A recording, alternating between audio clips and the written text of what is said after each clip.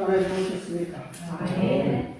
오늘도 말씀과 은혜로 항상 깨어난 시기 되시기 바랍니다.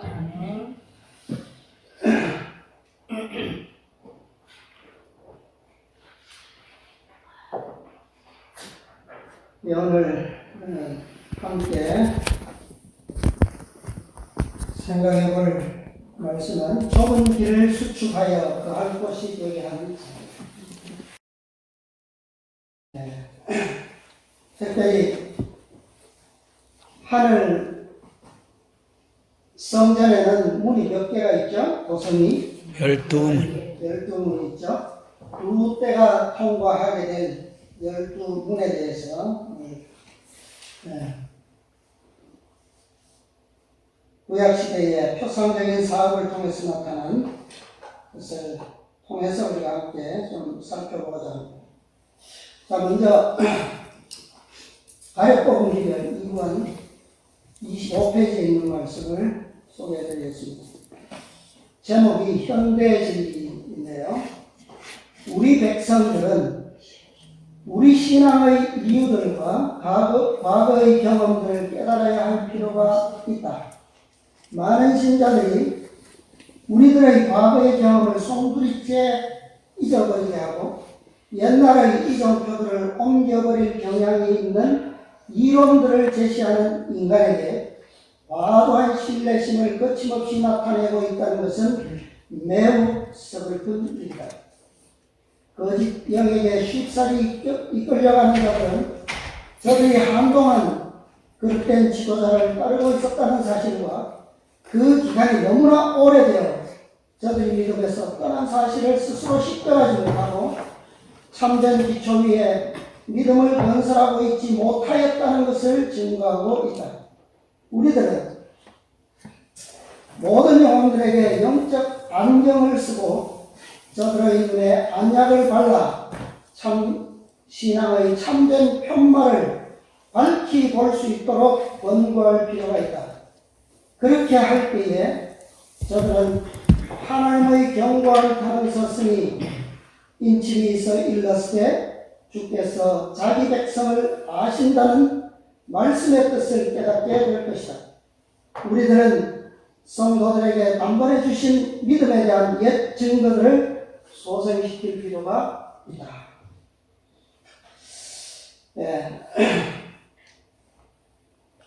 이 말씀은 이기별에 기록되어 있지만 먼저는 남부파수꾼이라고 하는 그 전기 간행물에 기록되어 있습니다. 그래서 가역복음 기별에는 현대진리라고 하는 제목이 없어요. 그래서 이 말씀에 상당히 우리가 숙고해 봐야 될 그런 말씀을 제시하고 있습니다. 옛 이정표들. 오늘날 우리가 마지막 시대라고 다 그렇게 인식하고 가르치고 전하고 있지만 실상은 세계를 통해서 나타나고 실상 교단에서 가르쳐지는 것은 옛 이정표들, 참 진리의 기둥들이 얼마나 사라지고 없는 그런 시대인지 우리가 느끼고 있습니다. 자, 오늘날 이 시대의 핵심적인 현대진리, 가장 큰 기둥이 뭡니까? 우리 시대의 새 천사의 기별이죠. 이 새 천사의 사업의 결말이 무엇입니까? 결론. 하나님의 경고한 편을 썼으니 인침이 있어 일렀으되 주께서 자기 백성을 어떻게요? 아신다. 14만 4천인을 인치는 사업이 결론이죠. 이 백성들을 통해서 하나님께서 이 백성들을 어떻게 하신다고요? 아신다라고 인정하실 거예요.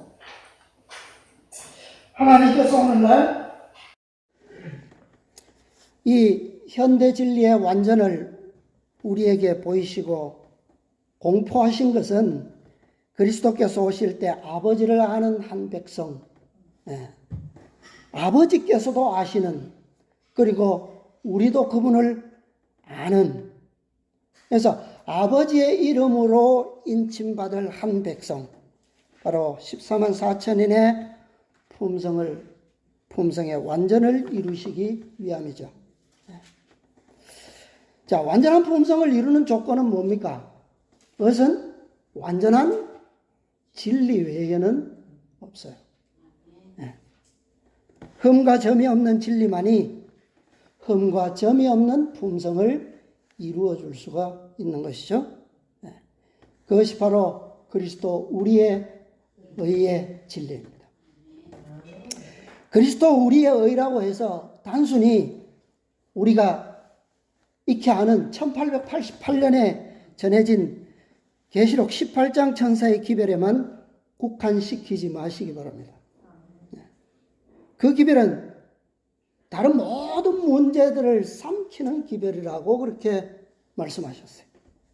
그것은 다른 진리들을 깨닫고 이해하고 받아들이기에 그만큼 쉽고 능력 있는 그런 의미이지 다른 빛들을 무시하라는 그런 의미가 아니에요. 모든 것을 삼킨다라고 하는 말의 의미가 뭡니까? 그것은 하나님의 말씀을 있는 그대로 받아들인다라고 하는 의미예요. 쉽지 않고 삼켜졌지만 그 진리가 우리 속에 들어가서 소화불량을 일으키지 않고 오히려 생명의 활력이 되게 하는 그런 소화제의 기능을 하는 것이 바로 그리스도 우리의 의의 기별이라는 거예요. 성경의 모든 진리는 그리스도 우리의 의의 소화제와 함께 섭취되어야 합니다. 이 소화제 없이 취함으로 성경의 많은 진리의 교리들이 우리 가운데서 체하게 만들고 소화불량을 일으키게 되는 거죠. 자, 오늘도 제가 서론이 좀 길지만 의미를 잘 기억하시면서 오늘의 주제를 이해하시게 되기를 바랍니다. 자, 우리 잘 아시는 선지자호왕 678페이지 보시면, 자, 한번 찾아보겠습니다. 57장 개역장인데요. 구속개역사 563페이지입니다. 563페이지. 이 개역장 맨 마지막 문단, 여러분이 잘 기억하시는 말씀입니다.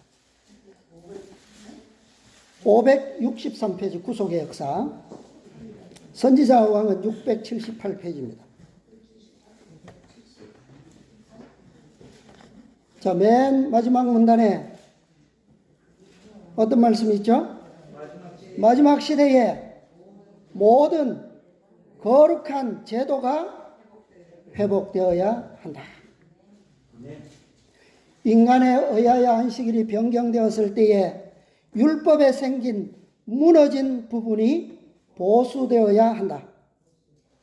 개혁자로서 세상 앞에 서 있는 하나님의 남은 백성은 하나님의 율법이 모든 영구적 개혁의 기초이며 넷째 계명의 안식일이 창조의 기념일이요 하나님의 능력을 끊임없이 상기시키는 자로서 있어야 한다는 사실을 보여야 한다. 분명하고도 뚜렷한 한계선을 그어놓고 그들은 10계명의 모든 계명에 순종할 필요를 나타내어야 한다. 그리스도의 사랑의 강권을 받아 그들은 황폐된 곳을 세우는 일에 그리스도와 협력하여야 한다. 그들은 무너진 데를 수고하는 자요 길을 수축하여 거할 곳이 되게 하는 자가 되어야 한다. 아멘. 율법에 생긴 무너진 부분 뭡니까? 네. 뭐 재림교인이라면 웬만한 교인들은 다 대답하실 수 있는 거죠? 네. 안식일. 그런데 이 말씀을 끝까지 우리가 읽었는데 보면 이 안식일 하나가 무너짐으로 인해서 다른 계명들도 다 어떻게 해요? 다 무너집니다. 그래서 10계명의 모든 계명에 순종할 필요를 나타내어야 한다. 그 기초는 그 회복과 수보의 기초는 어디에 있다고요? 안식일. 그런 의미입니다. 자, 우리는 안식일 학교 교과를 통해서 최후에 완성될 부흥과 개혁 사업에 대해서 요즘 배우고 있습니다. 자, 첫째 천사의 표상적 개혁자, 구약시대에 누굽니까? 첫째 천사의 기별을 대표하는 개혁자. 스룹바벨과 여호수아죠. 네, 스룹바벨과 여호수아. 첫째 조선을 통해서 시작된 개혁운동입니다. 이 스룹바벨과 여호수아가 바벨론으로부터 돌아와서 제일 먼저 어떤 개혁에 착수했습니까? 성전을 회복시키기 시작했어요. 자, 그 다음에 둘째 천사의 표상적 개혁자는 누굽니까? 학개와 스가랴. 이 학개와 스가랴에 의해서 스룹바벨과 여호수아가 힘을 합쳐서 드디어 성전이 완성되죠. 그 다음에 성벽의 일부도 완성됩니다. 셋째 천사로 표상된 누구요? 에스라. 에스라는 어떤 개혁자입니까? 잃어버렸던 하나님의 율법과 그 신성성을 백성들에게 가르치게 됨으로 큰 부흥과 개혁을 이루었어요. 에스라의 특기할 만한 개혁 사업 중에 또 하나가 있는데 그것은 이방인과의 자폰에 대한 대대적인 개혁입니다. 그래서 아까 우리 선지자 왕의 거룩한 제도, 어떤 거룩한 제도라고 그랬어요? 모든 거룩한 제도가 회복되어야 한다.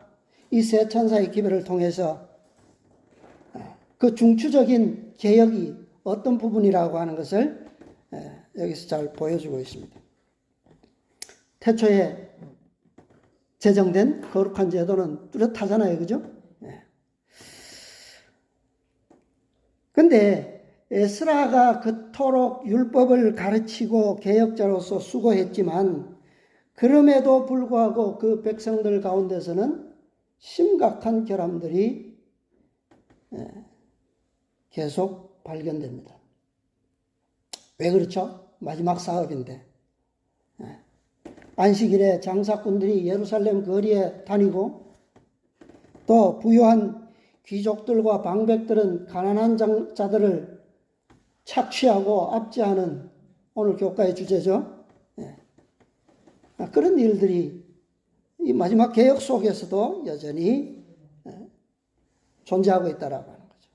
자, 여기까지가 계시록 14장의 세 천사의 기별에 대한 표상입니다. 그리고 계시록 3장에 나오는 라오디게아 교회의 상태를 설명하고 있는 거예요. 자, 이사야 선지자는 이 세 천사의 부흥과 개혁에 대해서 이사야 58장에서 증거하고 있죠. 그런데 이사야 선지자는 이 동일한 부흥과 개혁 운동이 58장에서 완전히 성취되리라고 말씀하고 있지 않아요. 그리하면 내 치료가 급속할 것이라고까지만 증거하고 있어요. 그래서 더 뒤에 가면 61장에 가서 이 운동이 반복되어서 일어날 것을 예언하고 있습니다. 그리고 그 61장의 뒷부분에 보면 이제 완성에 대한 열매들이 보입니다. 그래서 이 반복되는 부흥과 개혁 운동 사업이 바로 요한계시록에서는 몇 장의 사업이에요? 18장에서 보여진 두 개혁 운동입니다. 그리고 에스라에 이어서 예루살렘의 회복을 완성할 개혁자로서 이 18장 천사의 개혁자로 누가 옵니까? 네 번째와 다섯 번째 조서를 통해서 유대 총독으로 부임하게 되는 느헤미야가 개혁을 완성시키게 되죠. 자, 이 마지막 시대의 부흥과 개혁에 대해서 성경은 다음과 같이 표상과 실체를 보여줍니다. 요약하면 이사야 선지자는 이 개혁을 두 번으로 나누었어요. 그래서 세 천사와 두 천사를 크게 묶어서 둘로 나누었습니다. 58장과 61장. 그 다음에 두 번째는요, 에스라와 느헤미야의 시대에는 5번의 조서를 통해서 구체적으로 부흥과 개혁을 설명하고 있습니다. 그 다음에 요한계시록에서는요, 역시 14장의 세 천사와 18장의 두 천사의 사업으로 그렇게 나누어졌어요. 이 외에도 우리가 많은 증거들을 성경에 통해서 연구하면서 우리가 보았지 않습니까? 지금도 또 배우는 중이에요. 그래서 오늘은 계시록 18장 천사의 사업으로 표상된 이 느헤미야의 사업을 통해서 다시 한번 한 부분을 우리가 생각해 보겠습니다. 자, 느헤미야서 다 같이 12장에 있는 말씀을 좀 보겠습니다. 느헤미야 12장 27절부터 있는 말씀인데요.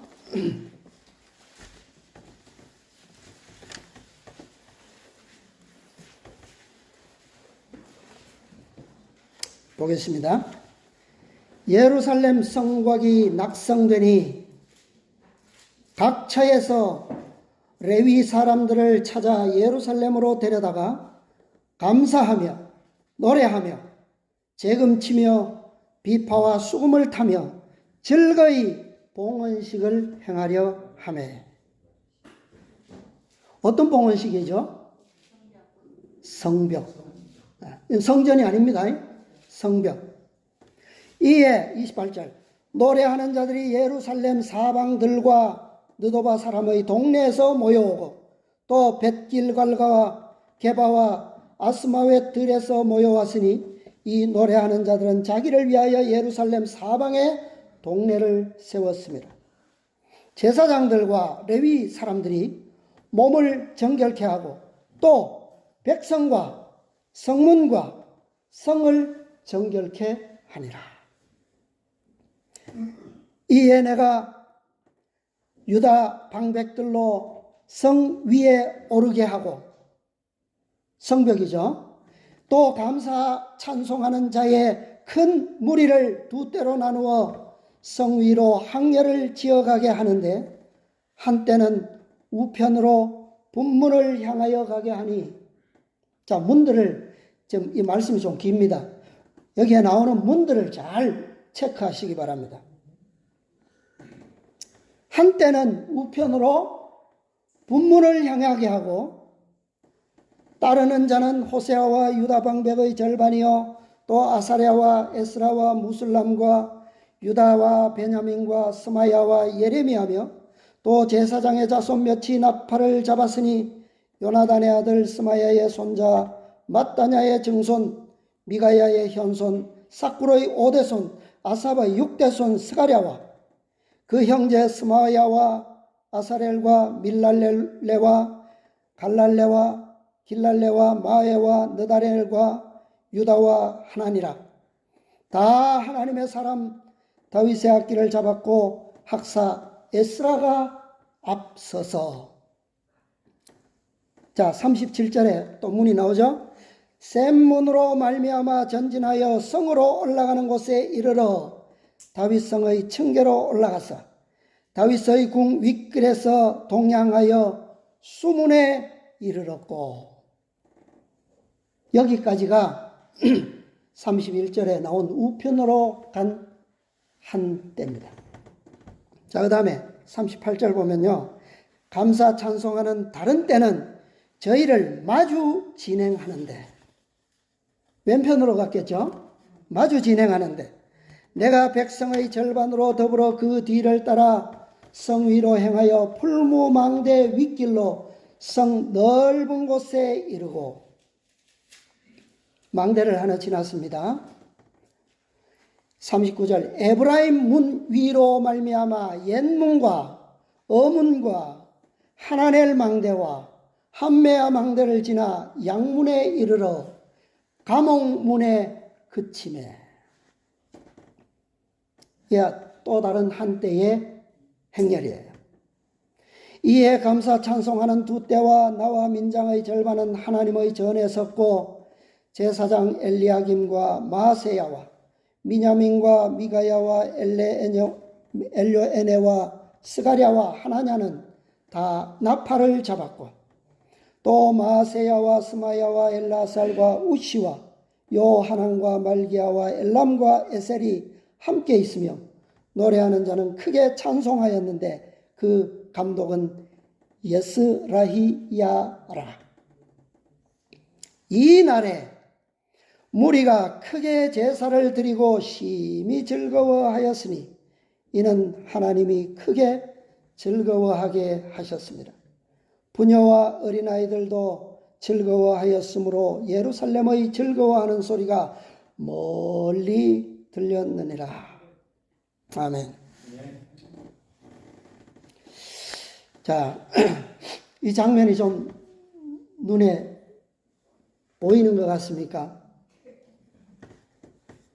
이미지가 좀 새겨지면 좋겠어요. 이 말씀을 보기 전에 서론적으로 보면 우리가 이 사업은 에스라와 느헤미야서를 통해서 연결된 사업인데요. 이 에스라와 느헤미야서의 기록은 처음부터 어떤 내용이 나오냐면 바벨론에서 돌아온 백성들을 계수하는 일이 나와요. 이름을 적고 계수하고 그리고 계속 그 숫자와 명단이 추가되는 것을 볼 수 있습니다. 추가되는 건 기록뿐만 아니라 어떤 기록에서는 그 이름들이 이스라엘 총회에서 제명되는 기록도 나타나 있습니다. 이것은 마지막 시대의 부흥과 개혁에 대한 표상으로서 궁극적인 사업이 무엇이라고 하는 것을 잘 보여주고 있는 거예요. 이 세 천사의 기별과 사업의 결론은 아까 뭐라고 그랬죠? 인치는 사업이다. 14만 4천인의 수가 차면 이 기별의 사명은 완수되는 거죠. 사업이 완성되는 거예요. 이 수에 인치는 사업을 위해서 반복되는 부흥과 개혁 운동이 바로 이 인치는 기록, 이름들, 명단 사이사이에 있는 그런 개혁 운동이에요. 그런 것들이 이 두 책에 아주 상세하게 기록되어 있는 것입니다. 다시 말하면 이 부흥과 개혁의 최종 목표는 14만 4천인, 곧 흠과 점이 없는 한 백성, 한 나라, 한 교회, 왕 같은 제사장들이 나타나는 것이라고 하는 거예요. 자, 이 기록은 방금 본 이 기록은 성벽의 봉헌식입니다. 자, 이 봉헌식이 끝나면 비로소 회복 사업이 거의 완성되었다라고 하는 것을 알 수가 있어요. 자, 봉헌식의 장면을 잘 살펴보면 완성된 성벽 위를 모든 백성들이 행진하는 것을 봅니다. 자, 출발점이 어디냐? 자, 우리 성경 느헤미야서 서론에 있는 지도를 좀 보시기 바랍니다.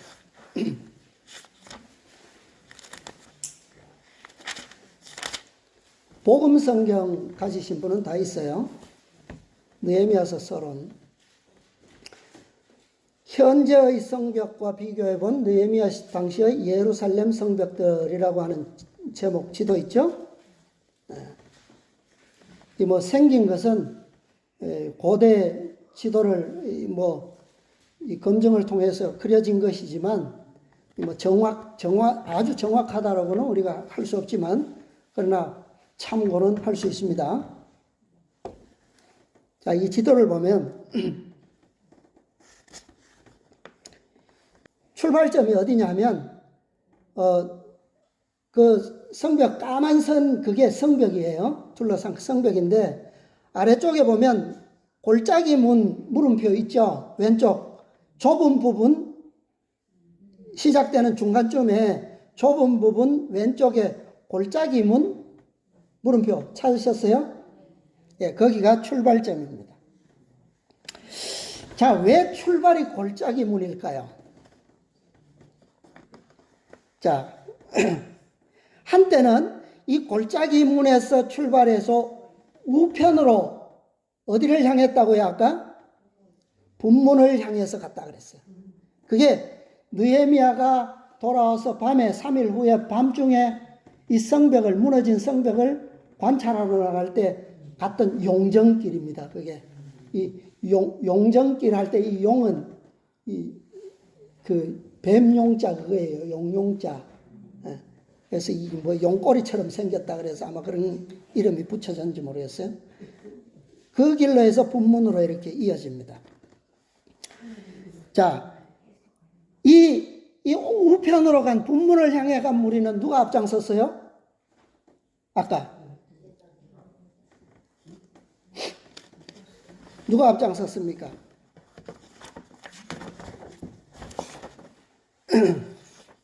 36절 마지막에 보면 학사 에스라가 그 무리를 인도해서 그 길을 가요. 그 다음에 백성 절반이 따라서 남쪽으로 갑니다. 자, 이 분문은 그 다음에 샘문을 거쳐서 오른쪽으로, 그죠? 동편으로 샘문을 거쳐서 그 다음에 다시 북쪽으로 쭉 올라가면 수문이 나와요. 그 수문에 이르는 것까지만 기록되어 있어요. 그 다음에 다른 한때는 역시 골짜기 문에서 출발해서 왼편으로 북쪽으로 올라가서 풀무망대를 지나고 에브라임 문을 지나고 옛문에 이르고 어문과 망대들을 지나고 양문에 이르러 옥문에서 그칩니다.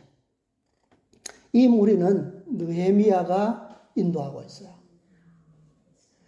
에스라는 세 천사의 기별의 마지막 주자죠. 느헤미야는 계시록 18장 천사의 개혁자입니다. 한 무리는 우편으로 해서 분문으로 향했고 한 무리는 좌편으로 해서 에브라임 문을 향해서 갑니다. 자, 여기에 나오는 모든 문들은 다 의미를 가지고 있을 거예요. 그런데 우리가 성경에 나오는 12문의 이름들과는 좀 다르죠. 그죠? 생각지 못한 문이잖아요. 네. 근데 우리가 다 그 의미를 자세히 알 수는 없지만 대강 그 이름만 봐도 대강적인 의미는 우리가 짐작할 수가 있어요. 이 모든 의미들을 다 이해하기 위해서는 구속의 경륜에서 그런 차원에서 성취되는 부흥과 개혁, 각 시대마다 일어나는 사업들을 우리가 다 좀 연구하고 이해할 필요가 있습니다. 그 다음에 선지자들의 호소들, 그 다음에 예수님의 생애를 통해서 나타난 가르침, 이런 것을 통해서 보면 이 문들의 의미를 우리가 잘 적용시킬 수가 있습니다. 자, 먼저 출발점을 좀 보죠. 골짜기 문. 예수님께서 뭐라고 말씀하셨습니까? 좁은 문으로 들어가라. 시작이 이거예요. 네. 모든 그리스도인들, 하나님의 백성들은 다 어디로 들어가야 됩니까? 좁은 문으로 들어가야 돼요. 그래야 그리스도인 경험이 시작돼요. 네. 자, 그 다음 우편으로 간 한때 에스라가 이끌었던 그 사람들이 어느 문에 이르렀어요? 첫 번째 문. 맨 밑에 지도의 맨 아래쪽에 왼쪽 무슨 문이에요? 분문. 분문은 무슨 문입니까? 쓰레기 문이에요. 오물을 치우는 문이에요. 자, 좁은 문으로 들어온 모든 그리스도인은 이 분문에 와서 모든 더러운 것들을 다 버려야 돼요. 그게 시작입니다. 회개와 자복을 통해서 죄의 모든 더러운 오물들을 씻어내야 합니다. 그 다음에 어느 문에 이르죠? 샘문. 샘문에 어떤 못이 있습니까? 실로암 못이 있어요. 그곳에서 우리는 정결케 되는 경험이 필요합니다. 그런 다음에 높은 층계들을 올라가요. 그리고 어느 문에 갑니까? 수문에 이릅니다. 수문에는 무엇이 있을까요? 그 지도에 보세요. 힌트가 있어요. 수문 곁에 뭐가 있습니까? 기온샘이 있죠. 이것은 실로암 못에 흘러나오는 물의 뭐예요? 근원지예요. 출발점. 그곳에서 이 히스기야의 지하 수로 터널을 통해서 실로암 못까지 물이 오는 거예요. 수문은 바로 오순절 이른비의 경험을 상징합니다. 그곳에서 이 에스라가 이끄는 무리들은 성령의 충만한 경험을 가져요. 그래서 이 첫 번째 무리의 행렬은 허다한 무리의 승리를 표상하는 초대 교회의 경험을 보여주고 있습니다. 자, 그 다음에 두 번째 또 다른 한때. 이 무리는 누가 이끌었다고요? 느헤미야가 앞장섰습니다. 느헤미야는 자, 북쪽으로 향하는데 어디 처음 만나는 곳이 어디예요? 풀무망대. 자, 이 풀무망대는 광야교회를 상징합니다. 광야교회. 그 다음에 이들이 이르는 첫 번째 문이 뭐예요? 에브라임 문. 에브라임 문은 배도한 백성. 배도한 백성. 바벨론을 상징하는 문이에요. 바벨론을 거쳐서 어느 문에 이르죠? 옛문. 예레미야 선지자가 뭐라고 호소합니까? 너희는 서서 옛적 길 곧 선한 길을 바라보라. 잃어버렸던 진리의 문. 그죠? 네. 그 다음 문이 어느 문이에요? 어문. 예수님께서 베드로에게 말씀하십니다. 내가 너로 사람 낚는 어부가 되게 하리라. 그들은 옛 진리에 이르러서 드디어 사람 낚는 어부의 그물에 이끌리게 됩니다. 그 다음에 어디를 지나가죠? 드디어 두 망대를 지나가게 되는데 이 망대는 구속의 역사에서 큰 기둥들이에요. 뭘까요? 예수님으로부터 좁은 길에 들어선 이들이 배도의 광야교회를 지나서 배도의 바벨론을 나오고 옛적 길을 찾아서 큰 두 망대를 오는데 이것은 바로 두 큰 재림 운동의 사건입니다. 멀리서도 보이는 거예요. 그죠? 망대는. 네. 아주 큰 기둥입니다. 지나서 어느 문에 가요? 양문. 드디어 어린 양이신 그리스도의 참 목자, 참 교회에 이르게 됩니다. 마지막 교회. 그리고 이들의 행렬은 어디에서 그치느냐 하면 옥문에서 그쳐요. 그 지도에 보면 이름이 없죠. 안 나오는데 양문에서 동북쪽 끝 모퉁이에 양문이 있잖아요. 거기에서 밑에 그 문 두 개가 있는데 이름이 없어요.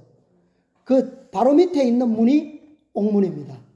감옥문이라고 하는데 옥문. 자, 이 옥문의 의미는 뭐냐면 이것은 바로 라오디게아 교회의 경험이고 14만 4천인들이 반드시 지나가는 경험을 상징하고 있어요. 그래서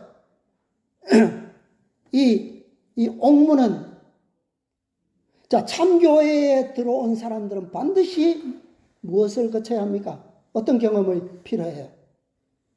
어디에 써야 됩니까? 심판대 앞에 써야 돼요. 그죠? 감옥문에 들어가야 조사심판을 받을 수가 있습니다. 그래서 조사심판을 받은 뒤에 거기서 이 무리의 경험은 기록상으로는 끝이 났어요. 근데 분명히 그 뒤에 성경절에 보면 이들은 어디에 섰어요? 느헤미야와 함께 하나님의 전에 섰어요. 자, 이것은 분명히 이 두 무리가, 한 무리는 밑에 수문에서 끝나고 한 무리는 옥문에서 끝났는데 그 중간에도 문이 있죠. 마문도 있고 또 이름이 없는 문이 또 하나 있고 그 외에도 표시되지 않은 또 문이 또 있어요. 그렇게 해서 이 문 전체는 12개의 문이 있습니다. 자, 그것을 우리가 좀 또 보겠는데요. 자, 우리 옥문 바로 밑에 있는 표시되어 있는 이름 없는 문. 이 문은 제가 과거에 집회 때 한번 설명드린 것 같은데요. 이것은 문이 금문입니다. 금문, 황금문. 그래서 그 베드로와 요한이 그 뭡니까? 그 오순절 때 그 성전 문 앞에 앉았던 거지 안전뱅이를 고쳤던 그 문이에요. 황금문. 근데 이 두 무리는 분명히 어떤 만나는 장소가 있었을 거예요. 그죠? 그 문을 통해서 어디로 들어갈 것입니까? 성전으로 들어갔을 거예요. 그래서 자, 여기에 나오는 이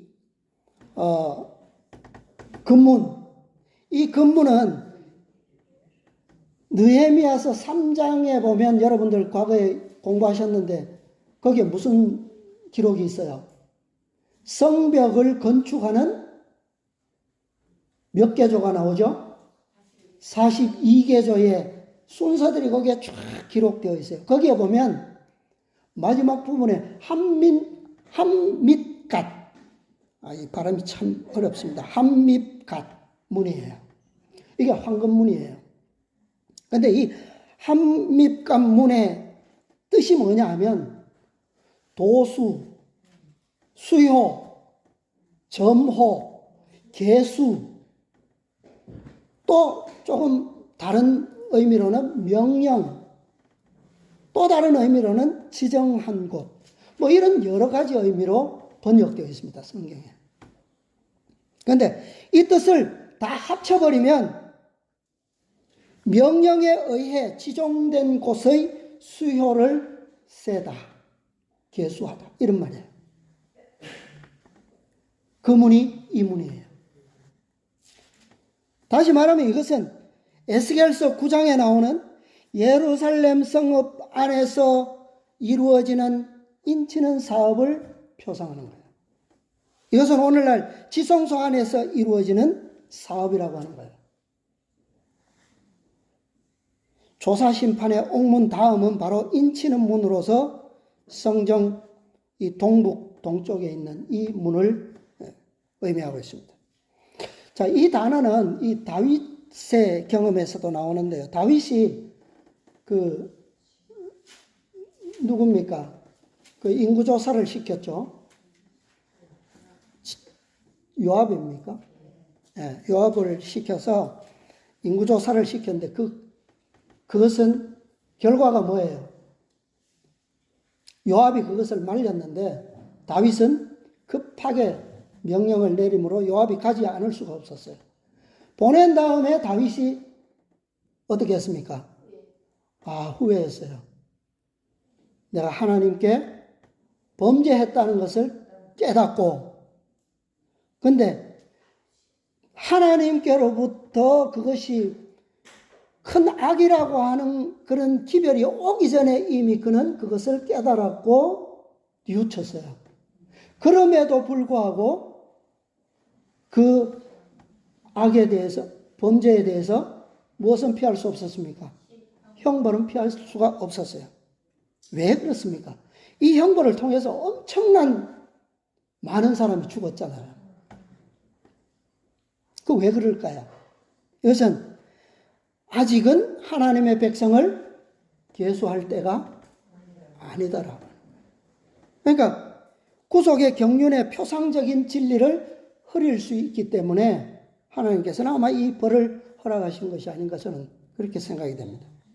인간의 생각으로 구속의 경륜을 흐리는 일은 참으로 두려운 일이라고 하는 사실이에요. 자, 우리가 아는 것처럼 새 예루살렘 도성의 문은 12개죠. 이 도성에 누가 들어갈 것입니까? 누가 살 거예요? 오늘 우리가 이 읽은 12장의 느헤미야 12장의 이 봉헌식의 장면은 바로 승리하는 백성들이 즐거워할 그런 축제의 현장이에요. 멀리서도 들리는 즐거운 소리. 이 축제는 바로 성벽을 완성함으로 인해서 얻게 되는 경험인데 이것은 마지막 백성들에게는 아주 귀중한 경험이에요. 환난의 때가 있죠, 우리에게. 그런데 그 환난의 때의 피난처가 뭡니까? 어떻게 우리는 그 환난의 때를 보호받을 수 있습니까? 제가 말씀을 준비하지 못했는데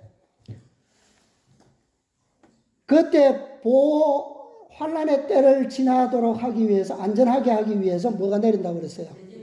늦은 비. 이것은 바로 그것을 표상하는 것 같아요. 이날이 바로 유쾌하게 되는 경험의 정점이라는 거예요. 그러나 본 것처럼 우리는 이 경험이 있기 전에 반드시 선행되어야 할 사업이 있습니다. 그것은 곧 성벽의 완성을 이루어야 한다는 거예요. 이것이 이루어지지 않으면 성벽 위를 뭐 할 수 없어요? 걸어갈 수가 없잖아요. 늦은 비는 우리의 품성의 완성을 주는 것이 아니라 완전을 주는 경험입니다. 완전한 품성의 완성은 늦은 비가 아니라 이른 비의 충만해짐을 통해서 이루어지는 거예요. 그래서 그것이 절정이 되었을 때 드디어 뭐가요? 늦은 비를 통해서 환난의 때를 통과할 수 있는 인침의 보호가 주어지는 겁니다. 자, 다시 봉헌식 전의 느헤미야의 경험을 좀 보면 성벽의 완성은 7월 절기가 뭐죠? 초막절이에요. 자, 이 기쁨의 절기 초막절인데 성벽의 완성은 초막절 직전 그 앞달 엘룰월 25일에 끝났어요. 제가 성경절을 안 적었네요. 5장, 느헤미야서 5장 6장입니다. 6장 15절에 보면 성역사가 52일 만에 엘룰월 25일에 끝나네. 이 엘룰월은 6월이에요. 6월. 그러니까 초막절 절기 직전에 성벽의 완성은 이루어져야 한다. 사업이 끝나야 되는 거예요. 그래서 초막절을 지키고 그 다음에 초막절이 21일, 7월 21일, 22일에 끝날 겁니다. 끝나고 24일에 백성들이 다시 한번 모였어요. 모여서 회개와 자복의 금식일로 온 백성이 다 모이게 됩니다. 그리고 이날에 백성들은 하나님과의 언약을 새롭게 하는 장면이 나와요.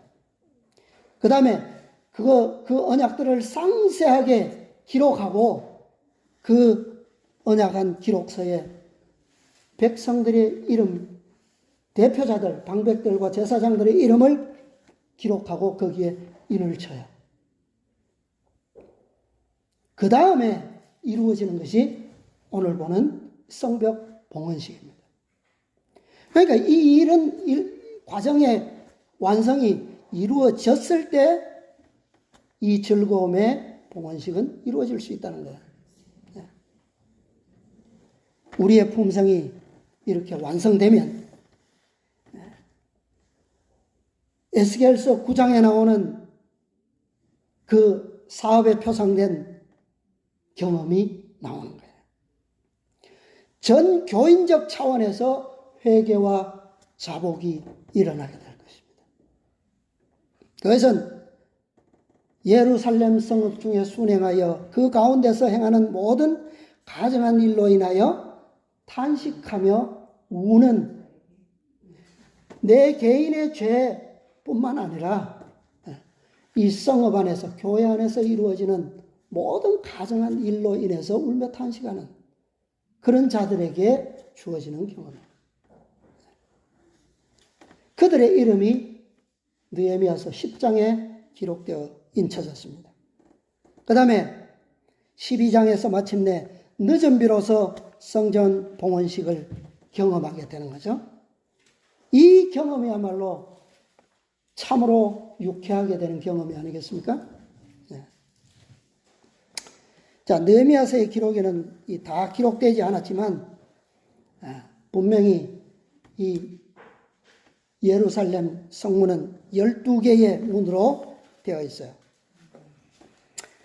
아직 그 이름이 기록되지 않은 거, 왜 기록되지 않았는지 모르겠어요. 분명히 충분히 연구가 되었을 텐데. 옥문이 기록되지 않았고, 금문이 기록되지 않았고, 그 다음에 또 하나 아예 표시 자체도 없는 게 있는데 그게 뭐냐면 동문이에요. 동문은 어디에 있냐면, 여러분 지도에 보시면 그 42개조 표시가 아주 작은 숫자로 되어 있잖아요. 거기 보면 동쪽 부분에 그 아까 보았던 금문 아래쪽에 마문이 있잖아요. 네, 마문과 금문 사이에 38번 위치에 동문이 있습니다. 그것은 어디서 느헤미야서 3장을 보시면 알아요.